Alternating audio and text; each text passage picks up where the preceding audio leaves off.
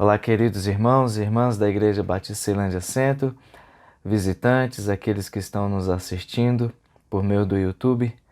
Nós damos as boas-vindas a mais uma aula da Escola Bíblica Dominical e hoje estamos realmente buscando esse Deus triuno e tentando mergulhar nesse texto que é a palavra de Deus, como o próprio livro de Isaías diz, lá em Isaías capítulo 40, versículo 8, secam-se as ervas e caem as flores, mas a palavra do Senhor subsiste eternamente. E hoje, mais uma vez, nós vamos trabalhar o texto em Isaías capítulo 22. Mas antes de mais nada, vamos fazer uma oração a fim de que Deus possa estar iluminando as nossas mentes e colocando a palavra dele dentro das nossas vidas, do nosso coração. Amém? Senhor Deus, nosso Pai, nós te agradecemos, louvamos e adoramos o teu santo nome. Nos ajude, Senhor, na exposição dessa palavra. Em nome de Jesus Cristo. Amém, Deus. Queridos irmãos, nós vamos ler Isaías capítulo 22. É um texto bastante interessante e acompanhe na sua residência. Eu estou utilizando a versão Nova Almeida atualizada. Os irmãos podem estar utilizando também qualquer outra versão, ok? Eu lerei aqui o texto a fim de que a gente possa estudar, explanar e entender um pouco mais da palavra de Deus. A Bíblia diz assim, Isaías capítulo 22, versículos 15 a 25. Assim diz o Senhor dos Exércitos.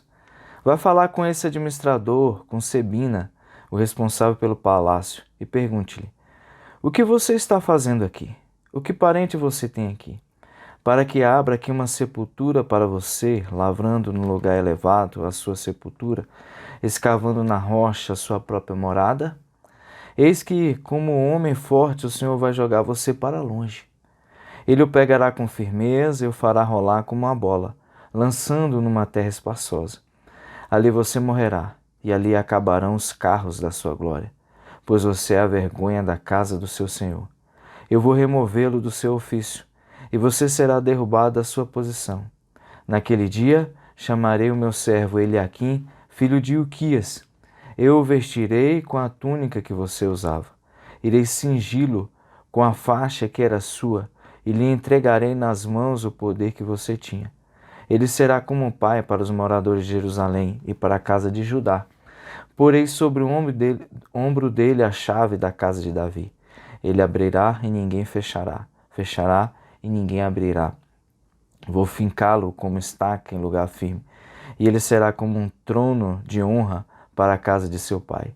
Nele pendurarão toda a glória da casa de seu pai, a prole e os descendentes, todos os utensílios menores, desde as taças até os jarros. Naquele dia, diz o Senhor dos Exércitos, a estaca que tinha sido fincada em lugar firme será tirada, será arrancada e cairá, e a carga que nela estava se desprenderá, como o Senhor disse.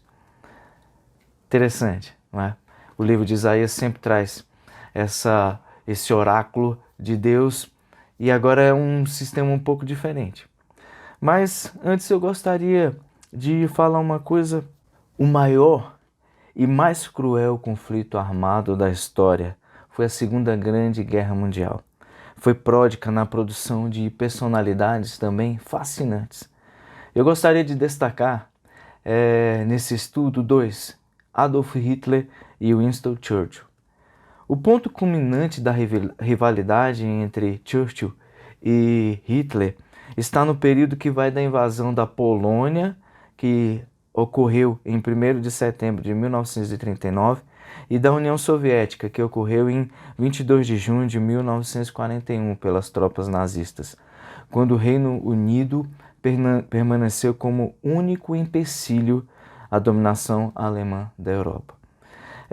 De acordo com os historiadores, essa parte da Segunda Grande Guerra Mundial havia diferenças brutais entre esses dois líderes, não só na condução do esforço de guerra, mas até em suas personalidades. Sendo que Churchill ordenou a retirada de milhares de soldados para a relativa segurança das Ilhas Britânicas, mais tarde Adolf Hitler determinou que recuos equivaliam a traições, selando a sorte de milhares de soldados alemães no inverno russo, onde a Alemanha perde a guerra. Hitler, de acordo com os historiadores, era um homem solitário, um homem extremamente formal, em cuja casa não se permitia nem mesmo o álcool, e que tomava cuidado para não ser visto em roupas de baixo por seus empregados domésticos. Em contrapartida, Winston Churchill era extremamente sociável, amante de bons charutos e uísque, e alguém capaz de comandar reuniões nas horas mais inusitadas, vestido com um roupão ou apenas, às vezes, enrolado numa toalha logo depois do banho. Diante disso, nós vamos também discutir hoje um paralelo entre duas pessoas, Sabina e Eliakim. Assim como os historiadores da Segunda Grande Guerra Mundial trabalharam ali a personalidade e as tantas características de Winston Churchill do lado do Reino Unido e Adolf Hitler pelo lado da Alemanha, nós hoje vamos trabalhar também um pouco da vida desses dois, Sabina e Eliakim, como nós vimos no texto de Isaías. O versículo 15, ele diz do capítulo 22 de Isaías, fala assim: diz o Senhor dos Exércitos, manda Isaías falar com esse administrador, com Sabina, o responsável pelo palácio. Ele já dá uma informação para nós aqui. Sabina era um mordomo, era um administrador, o responsável pelo palácio. Palácio ali em Israel, palácio ali em Jerusalém. Ressalta-se, queridos e queridas, que a posição de administrador do palácio era como de um mordomo, encarregado de todos os assuntos do palácio. Existe precedente para esse título, que são encontrados em textos ugaríticos, textos fenícios, e poderia ser comparado até à posição de vizir na corte egípcia. O administrador de quem se fala aqui seria justamente Sabina, mencionado como escriba ou secretário, também em 2 Reis, capítulo 18, versículo 18. Sabina, enquanto administrador do palácio, teria sido o principal conselheiro e mediador do rei. Contudo, observamos que Sabina era orgulhoso e até mesmo insatisfeito, apesar de tudo o que possuía. Sabina era como se fosse o segundo no reino, apenas abaixo do rei. Sabina é mencionado sem nenhum nome paterno aqui nos textos bíblicos, enquanto Eliakim é sempre mencionado com o nome de seu pai. De acordo com isso, os historiadores dizem que provavelmente Sabina seria um estrangeiro ali no reinado de Israel e fosse plebeu, ou seja, ele não pertencia à monarquia, aos monarcas ali do Reino do Sul. Qual é a grande problemática em relação a Sabina? A resposta está justamente no versículo 16. Veja, o que está fazendo aqui? O profeta Isaías, de acordo com o mandato de Deus, está dizendo isso a Sabina. O que parente você tem aqui, Sabina? Para que abra aqui uma sepultura para você, lavrando no lugar elevado a sua sepultura, escavando na rocha a sua própria morada. É feita essa pergunta no versículo 16 a Sabina. Quem está fazendo essa pergunta? Deus, como nós dissemos, por meio do profeta Isaías. É provável aqui, queridos e queridas, que o túmulo estivesse sendo construído no cruzamento do vale de Cedron, ao oriente da cidade de Davi, Jerusalém. Existe ali uma série de túmulos lavrados em rocha, inclusive um atribuído à filha de Faraó, esposa de Salomão. O Vale de Cedron é próximo ao Monte das Oliveiras, como nós vemos aí no mapa, e a este cemitério.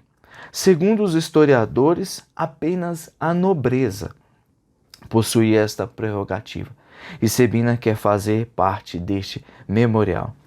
Note o começo do versículo. O que você está fazendo aqui?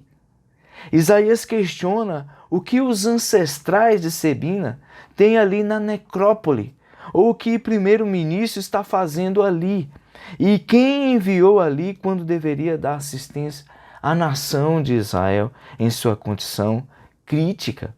O grande destaque que Isaías faz aqui a Sebina é que ele se preocupa em dar assistência ao povo, afinal ele era o mordomo, afinal ele era o administrador, o segundo na questão hierárquica ali da nação de Israel.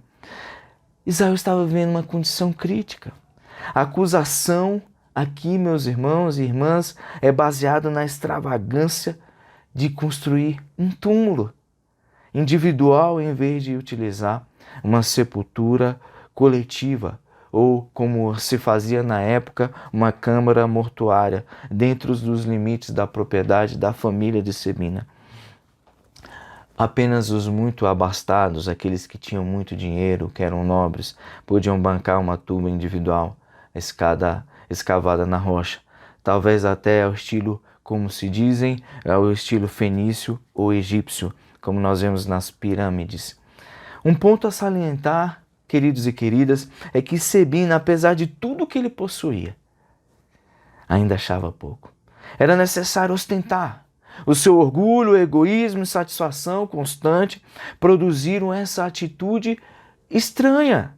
A pergunta feita pelos historiadores seria: qual o motivo de Sebina querer um túmulo junto à nobreza de Israel?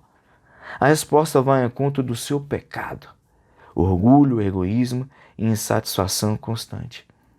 Eu gostaria de enfatizar aqui: a aceitação, queridos e queridas, muitas vezes significa que recebemos as circunstâncias das mãos de Deus, de Jeová, confiando que Deus sabe da verdade o que é melhor para nós e que em amor Ele planeja só o que é bom. Quando alcançamos esse estado de aceitação, estamos prontos, sim, a pedir que Deus use as circunstâncias difíceis para a sua glória e honra. Passamos de vítimas a administradores. A pergunta sempre será: Senhor, de que modo eu posso usar, Senhor, os problemas, as dificuldades e as limitações para servir a Ti e glorificá-lo? Sebina certamente esqueceu esses detalhes. Alguns historiadores também afirmam que Sebina era estrangeiro e provavelmente ele sofrera ali várias influências dos egípcios, que era uma grande nação na época.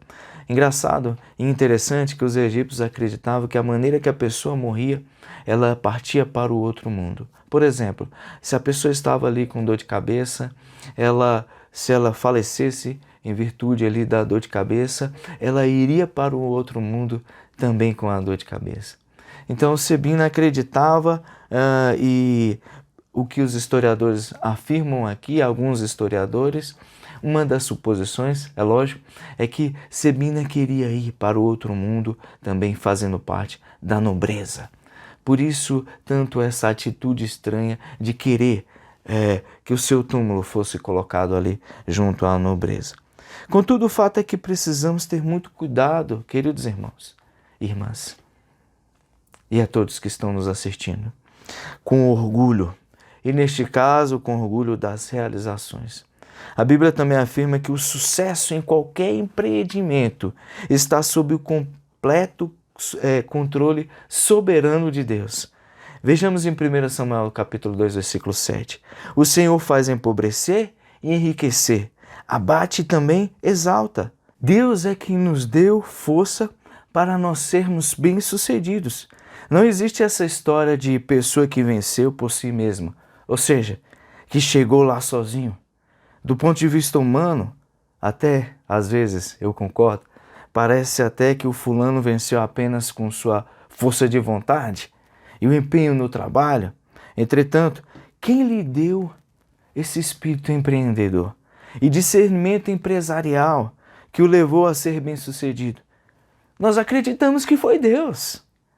Tudo que temos, meus irmãos e irmãs, e que nos capacita a nós sermos bem-sucedidos, nós recebemos de Deus. Sebina precisava escutar isso. Não foi à toa que o profeta o repreendeu. Então, por que muitas vezes nós nos orgulhamos? seja em forma de orgulho público ou de modo mais sutil, quando desejamos ser orgulhosos sem parecer que somos. Nos dois casos é porque deixamos de reconhecer que o êxito ele vem sim de Deus. Claro, houve muito esforço, mas quem nos deu a capacidade e o desejo de progredir e quem abençoa os nossos esforços, meus irmãos e irmãs. Basicamente, nós entendemos que tudo vem de Deus. Outro aspecto que eu gostaria de destacar aqui é que as realizações é o desejo excessivo, muitas vezes, que nós temos de sermos reconhecidos. Todos nós gostamos de ser elogiados por um trabalho bem feito ou, às vezes, por muitos anos de serviço fiel a uma empresa e, às vezes, até mesmo à igreja. Todavia, como agimos quando fazemos um trabalho bem feito e ninguém fala nada? Estamos dispostos a trabalhar na obscuridade e a realizar nossa tarefa como se fosse ao Senhor? Ou ficamos descontentes muitas vezes pela falta de reconhecimento? Dois princípios eu gostaria de destacar aqui na Bíblia, que nos ajudarão a evitar esse tipo de desejo pecaminoso, assim como aconteceu com Sebina, de querer sempre ser elogiado, de querer ser muitas vezes bajulado. Primeiro nós vamos lembrar das palavras de Jesus em Lucas capítulo 17, 10. Ele diz assim: assim também vós, quando fizerdes tudo que vos for ordenado, dizei, somos servos inúteis. Fizemos somente o que devíamos fazer. Quando realizarmos bem uma tarefa ou tivermos servido fielmente por um longo tempo, nossa atitude deve ser sempre essa: só cumprir a minha obrigação. Segundo, nós temos de entender que, no fim das contas, todo reconhecimento, independentemente de sua fonte imediata, ela vem de Deus. É Deus quem exalta e humilha o outro, como diz em Salmo 75, 6 e 7. Se unirmos esses dois princípios, teremos de dizer: tudo vem pela graça de Deus. Eu não mereço nada. E tudo o que recebo, inclusive o reconhecimento, é graça de Deus. Portanto, se não sou elogiado, não vou ter nenhum ataque de nervos. Que fique essa mensagem para nós. Diante desse orgulho, insatisfação, egoísmo de Sebina, virá uma sentença dura contra ele. Olha o resultado de tanto orgulho, de tanto egoísmo e tanta insatisfação. Vejamos os versículos 17 a 19. Eis que, como homem forte, o Senhor agora está falando para Sebina, o Senhor vai jogar você para bem longe.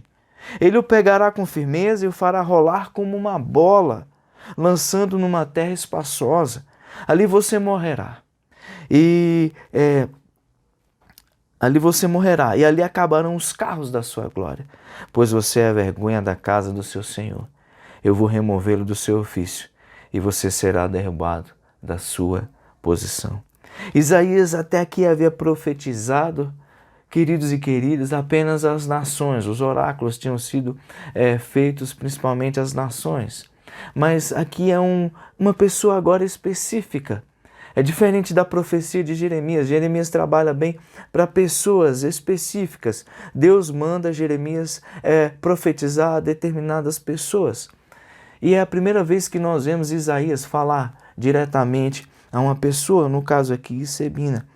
A linguagem desses versículos é muito difícil, mas o sentido parece bem claro. Em vez de ser sepultado num aprazível memorial em Judá, Sebina irá para longe. Ele será lançado fora como um trapo imundo para que morra sem nenhuma notícia numa terra estranha. Que julgamento! A linguagem hebraica é que Sebina seria enrolado como um redemoinho, como uma espécie de novelo de lã, e seria lançado para longe de Jerusalém. E neste local seria literalmente arremessado em uma terra espaçosa e finalmente morreria. Não aqui, com dignidade e honra, mas lá, em desgraça e ignomínia. De muitas formas diferentes, a Bíblia nos informa que a verdadeira honra e glória nos vem com dons de Deus. Aquilo que agarramos para nós mesmos, como o povo de Israel fez com o maná, lá em Êxodo, narrado em Êxodo capítulo 16, versículo 20, simplesmente se decomporá e se tornará imundo.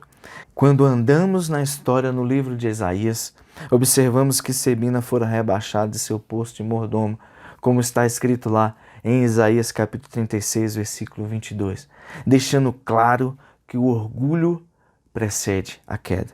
O segundo ponto vai dos versículos versículo 20 a 24. O enfoque agora muda para Eliaquim. Antes era Sebina. Nós vemos os pecados de Sebina: orgulho, ostentação, egoísmo, insatisfação. Agora Eliaquim, o sucessor de Sebina. E este é mais tarde condenado também por comparação desfavorável com aquele homem. Todos os poderes e pré-requisitos com que Sebina se deleitara seriam dados agora a outro, e Sebina poderia ranger seus dentes sem frustrada inveja. Eliaquim, porém, seria marcado pela confiabilidade e fidelidade a Deus, características claramente ausentes da descrição ali de Sebina. Vejamos o versículo 20. Naquele dia chamarei o meu servo Eliaquim, filho de Ilquias. Aqui já é dito quem é o pai de Eliaquim. O meu servo Eliaquim. Note que em Eliaquim já é dito, informado quem é o seu pai. Eliaquim significa Deus estabeleça.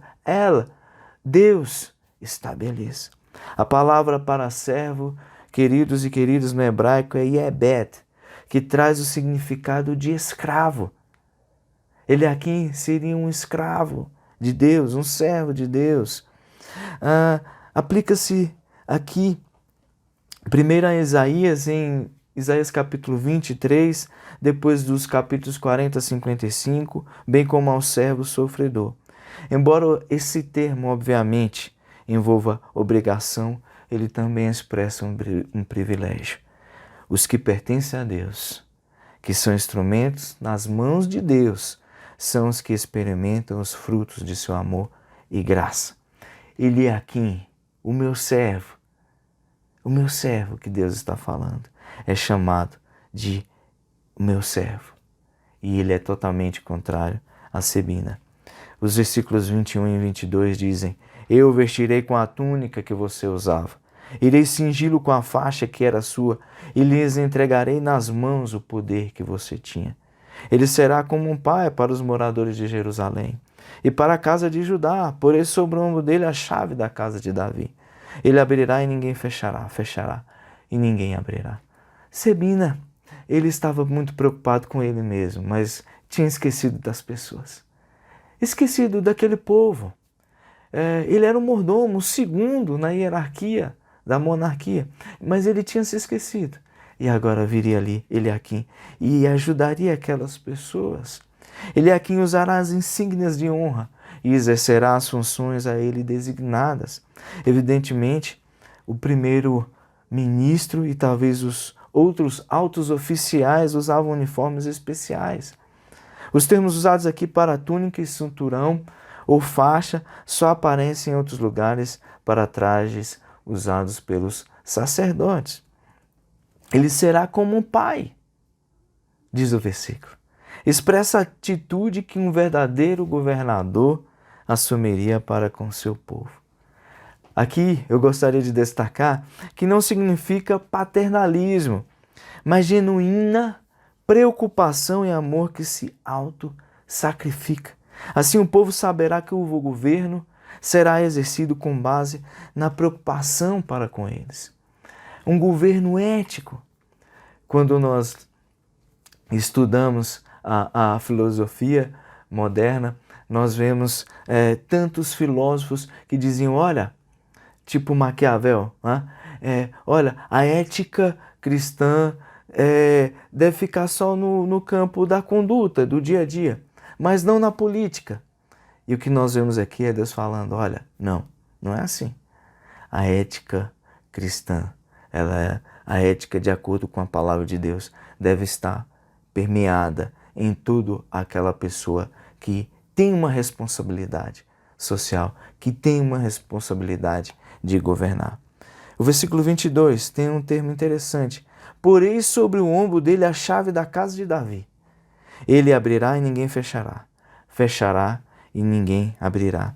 As fechaduras, atualmente, quando nós vemos as fechaduras, elas são pequenas, não é isso? E elas são uma ferramenta para garantir a segurança das nossas portas hoje em dia, já que nós estamos ali nos guardando de ladrões e tantas pessoas que andam por aí. Porém, no período bíblico, as fechaduras eram enormes, não eram pequenas como no nosso dia a dia. E era preciso uma chave de bronze ou ferro, bastante grande e pesada, que correspondesse ao tamanho da fechadura. Veja em Juízes capítulo 3, versículo 25, ou 1 Crônicas 9, 27. Quando ele aqui, ele recebe essa chave, o tamanho, provavelmente, a elaborada decoração desse objeto serviriam como um símbolo visível de sua autoridade para abrir e fechar os quartos e as portas do palácio de Jerusalém. Essa também era uma das funções do vizir egípcio. Ali estava agora, nas mãos de Eliaquim, abrir e fechar o palácio. Os versículos 23 e 24 informam. Olha o que Deus está falando para Eliaquim. Vou fincá-lo como uma estaca em lugar firme. Está dando autoridade, firmeza a Eliaquim. E ele será como um trono de honra para a casa de seu pai, diferente de Sebina. Nele pendurarão toda a glória da casa de seu pai, a prole e os descendentes, todos os utensílios menores, desde as traças até os jarros.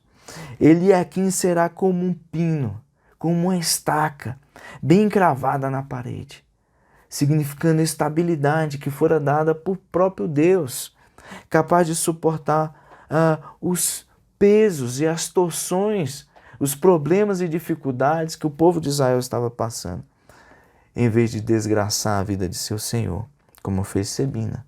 Eliaquim será o veículo por meio do qual o seu povo será honrado, um trono no qual toda a família se assentará. Podem descansar nele, agora sim, com confiança. Lembram do nome de Eliaquim? Deus estabelece. Aqui está descrevendo um homem que é tão confiável, que mesmo insignificante, não apenas o influente, pode fiar-se a ele. Qual o propósito será dessa afirmação? Mostrar o tipo de pessoa que é Eliaquim. Deus estabeleça. Mas lembremos, Deus está afirmando, irei fincá-lo como estaca em lugar firme, e ele será como um trono de honra para a casa de seu pai. Mas agora parece que a história, ela muda de concepção. Os primeiros versículos, nós vemos Sebina, um homem orgulhoso, um homem cheio de si, um homem egoísta, um homem que se preocupava apenas com ele mesmo. Eliaquim agora um prometido de Deus, para que aquele povo de Israel, aquele povo de Jerusalém, pudesse, sim, ser trabalhado. Eliaquim agora iria trabalhar aquelas pessoas, iria oferecer uma melhor gestão, uma melhor administração para aquelas pessoas. Mas o versículo 25, ele muda totalmente. Vamos ver aqui.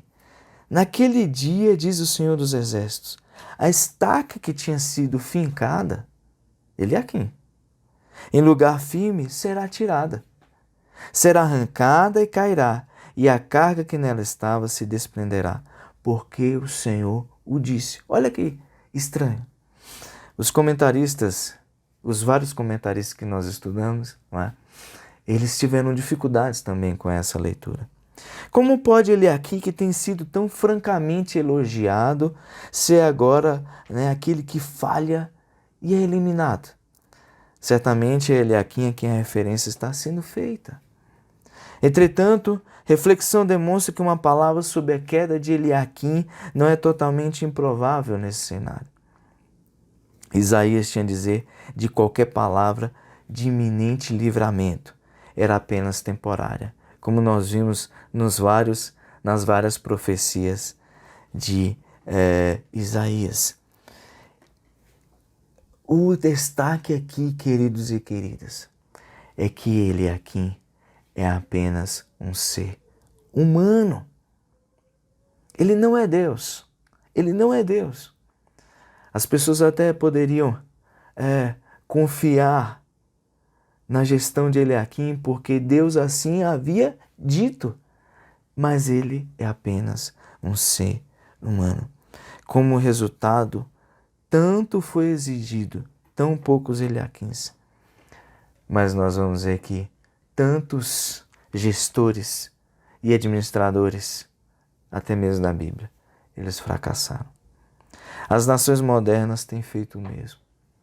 Às vezes adulando um administrador, um político, adulando educadores, ideologias, tornando filósofos, às vezes até mesmo como semideuses. E então, quando eles fracassam, porque são homens, como nós falamos, seca-se a erva e cai as flores, mas apenas a palavra de Deus, ela permanece para sempre. Como costuma acontecer, essas pessoas muitas vezes vão destruir esses líderes, esses falsos ídolos. Como Judá, nos recusamos muitas vezes a confiar apenas em Deus. Em vez disso, deificamos líderes humanos na esperança de que possam salvar-nos. Inevitavelmente a frustração vem, como no caso de Judá. A nossa única esperança, sim, é Deus. Eu gostaria de destacar 3 aplicações. Primeiro, o famoso filósofo Voltaire, ele disse certa vez: o orgulho dos pequenos consiste em falar sempre de si próprio, o dos grandes em nunca falar de si. Em nossa lição, hoje nós aprendemos como não proceder em relação ao orgulho, egoísmo e insatisfação disciplina. A extravagância, uma extravagância estranha de construir um túmulo individual em vez de utilizar uma sepultura ali coletiva. Tudo o que temos e que nos capacita a ser bem-sucedido, queridos e queridas, recebemos de Deus. Sebina e todos nós sempre precisamos relembrar disso. Não foi à toa que o profeta ele repreende Sebina e chama a nossa atenção no dia de hoje. Como agimos? Vamos relembrar isso. Como agimos quando fazemos um trabalho bem feito e ninguém fala nada? Estamos dispostos a trabalhar na obscuridade e a realizar nossa tarefa como se fosse ao Senhor, como nós vemos lá em Colossenses? Ou ficamos descontentes, muitas vezes pela falta de reconhecimento? Segundo ponto, J.C. Ryle disse assim: o mal dirá no início de suas vidas que é muito cedo servir a Deus, e depois dirá no final que é tarde demais. Nós vimos essa palavra hebraica, bed, significa escravo, significa servo. Os que pertencem a Deus são sim instrumentos em suas mãos. Somos servos, somos escravos de Deus. Talvez você me perguntasse: poxa, mas eu sou escravo de Deus? Sim, somos escravos de Deus. Esse Deus, ele é tão bom. Esse Jesus é tão bom. Somos escravos dele. Ele lava os pés aos discípulos. Ele morre pelos seus escravos. Ele está junto desses escravos. Ele cura esses escravos. Ele se torna, assim, amigo, pai de nós, de cada um de nós. Terceiro e último ponto, como aprendemos hoje, Eliaquim fora muito elogiado e abençoado pelo próprio Deus. Entretanto, ele era apenas um homem. Deus é soberano, conforme nós aprendemos aqui no capítulo 22 de Isaías. E Isaías termina esse capítulo com a expressão: porque o Senhor o disse. Dizer que Deus é soberano é declarar que Deus é Deus. Deus é Deus. Dizer que Deus é soberano é declarar que Ele é o Altíssimo. o qual tudo faz segundo a sua vontade, no exército dos céus e entre os moradores da terra. Não há quem lhe possa deter a mão, nem lhe dizer: que fazes? E eu termino com a famosa frase de E.R.C. Sproul: quando Deus diz algo, a discussão acabou. Creamos sim, sempre, queridos e queridas, neste Deus que é soberano, que controla todas as coisas. Em nome de Jesus Cristo. Amém.